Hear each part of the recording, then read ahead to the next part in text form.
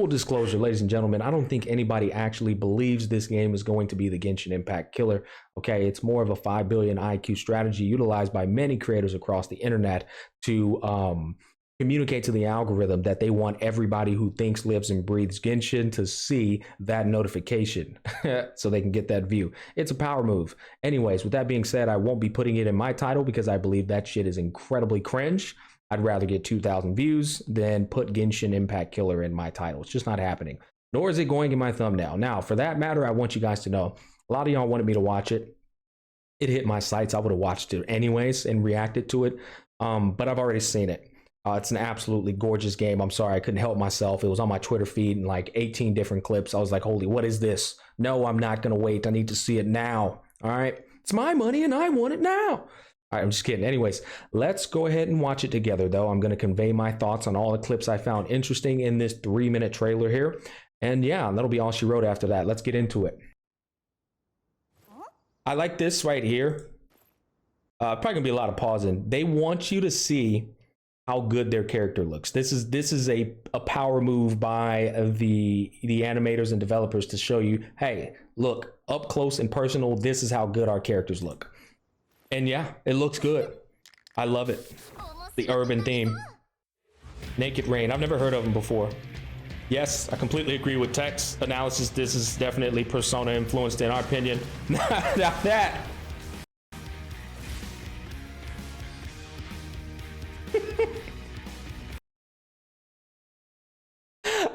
Oh my god, man, this has got to be this is the funniest thing of the trailer, hands down, boys. They straight up blatantly took Spider-Man's entire kit and said, nah, bro, you're gonna have to come off that Spider-Man. Hey, fuck 'em. Take it, take all of it. I thought this was cool though, because it's already a disruptive addition when comparing it to games like Genshin Impact and Tower of Fantasy and whatever the hell else. The traversing with Spider-Man's kit inside of a game such as this is incredible and immaculate. Nobody wants to actually do real life stuff inside of a fictional fantasy game. I don't want to run out of stamina and take 3 goddamn decades to climb up a mountain. Okay, I would much rather run across the wall and sling web across the skies like Spider-Man to get to my destination. So this is a massive W for me. Also, let's go back to the scene because I thought this was hilarious. Bro, is that a real character who did that, bro? Is this Grand Theft Auto? Is this Twisted Metal? I love that. I really do. I'd like to have that as a mount. Let's go back a little bit more. I mean, look at this guy, bro. That's so cool. I love this. Can you run people over? That would be nice. Like, I don't think y'all understand. This game is going to be enticing to Grand Theft Auto players.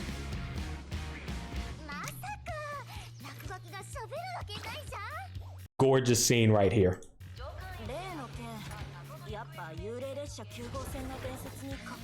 You know what this world reminds me of?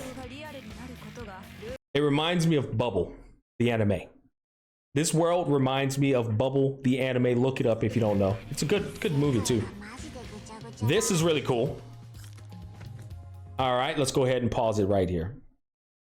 I love the design of the characters, but they don't look distinctive enough. They all look like they have the same kind of swagger. And one thing that I can admire about Genshin Impact is the fact that every single character in Genshin Impact is uniquely designed to look exclusively them. I don't know if I can communicate that the right way. You can see Mona and know that there's not going to be another Mona replica inside of Genshin Impact. She has the astrology design uniquely designed for her only. When I look at all these characters, they kind of all have the same theme, the urban theme. And I think that is problematic for me because they don't look unique. They don't have a wow factor that separates them from the other characters.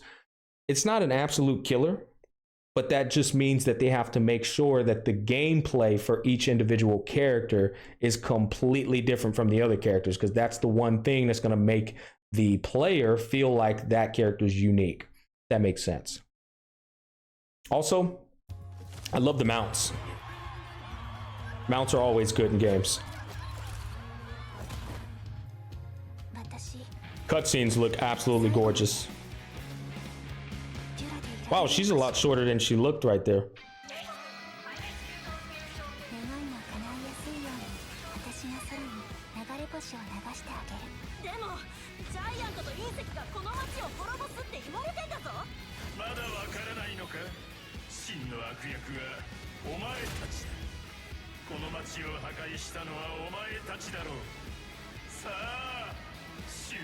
I'm not a big fan of big bosses. They're usually really boring fights.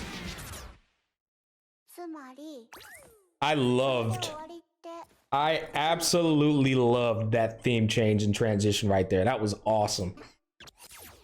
It was refreshing. Now this, hold up. That part right there, let's run that back one more time, guys. This was one of my favorite parts of the trailer. Hold up. Why the hell is my game taking so long to load? Holy hell, what's going on here? Let's do this again.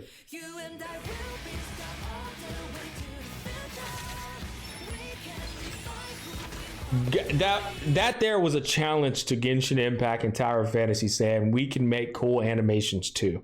But what I really loved about this is the fact that you can go up on a rooftop and clap two completely random guys. This is one of the coolest things that people do inside of Spider-Man, inside of Grand Theft Auto. If I want to go up on a rooftop and drop somebody off the cliff, that's my prerogative, okay? If I want to pull my pants down and take a piss and then jump all the way down to the bottom to see if the piss actually landed on the ground or somebody's head, that's my prerogative to do so.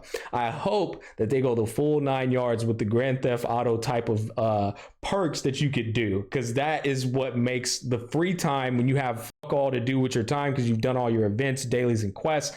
That's what makes that time enjoyable for somebody like me, is going around and just doing goofy stuff and pranking villains around the map and stuff. But this, I gotta be honest with you, this character already looks like fits my Wii preferences. She jumped up in the air, hit them with a katana, and then whipped out a bow.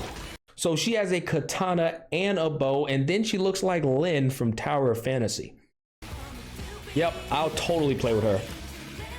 I like this character too.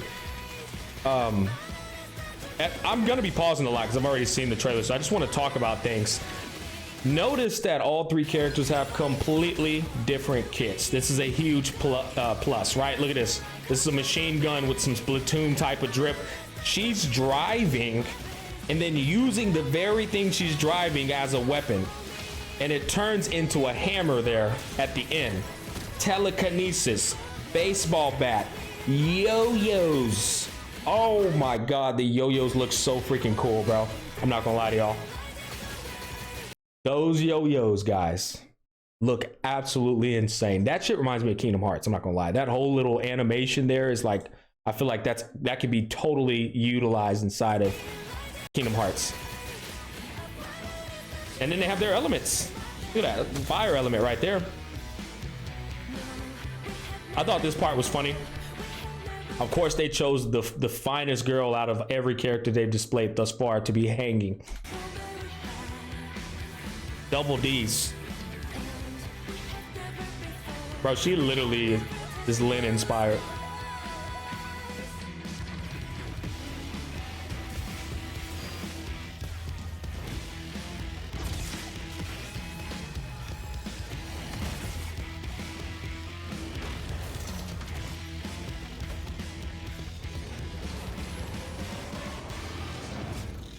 Yeah, beautiful trailer, man. I'm not gonna lie. There was a lot in there that they displayed that looked really, really good.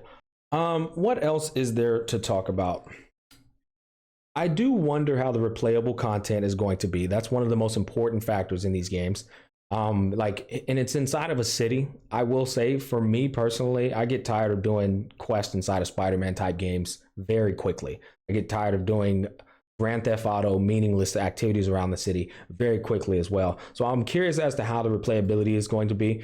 Is it going to be a single player game or a co-op game? I'm always a huge advocate for teaming up and fighting bosses together, but that does look like the kind of game that's probably better off as a single player game. I'm not sure. There's so many ways that you can go with co-op But if you do it the wrong way, then it ends up turning out like Tower of Fantasy, right? And if in Gacha games, since there's the pay to win aspect, it can easily just completely obliterate anyone's, I guess, competitive nature, because you know there's always going to be somebody with a pay to win aspect that's just making the fights 3 million times easier. So yeah, I guess with all that being thrown into the equation, single player might just be the best fit for a lot of gacha games. But on the other hand, being inside of a city can be a very good thing in a number of ways with regards to being immersive, because there's so many shops you can allow the players to go inside of if they do it correctly. They have to make it very immersive, right? Go inside of a shop to buy vehicles, going inside of a shop to buy outfits, going inside of an arcade like they did in the Zenless Zone Zero trailer. There's a lot of things that they can do to make that city feel alive and immersive, like I said. So there's potential, there is. But the biggest problem with a lot of these games is they always look at it. The huge issue in 2023 is all games can look absolutely gorgeous and magnificent and then completely flop in the release, right? So that's my concern, because I've seen it happen too many times to keep up with. But overall, the game looks really good. It does. The combat looks spectacular. If I'm comparing it to Genshin, it actually looks just as good. It does. The character quality, I don't think I'll ever see character quality that's just topping Hoyo versus quality. Their shit is just God tier and everyone else is A tier or less. But character quality isn't what makes the game for me.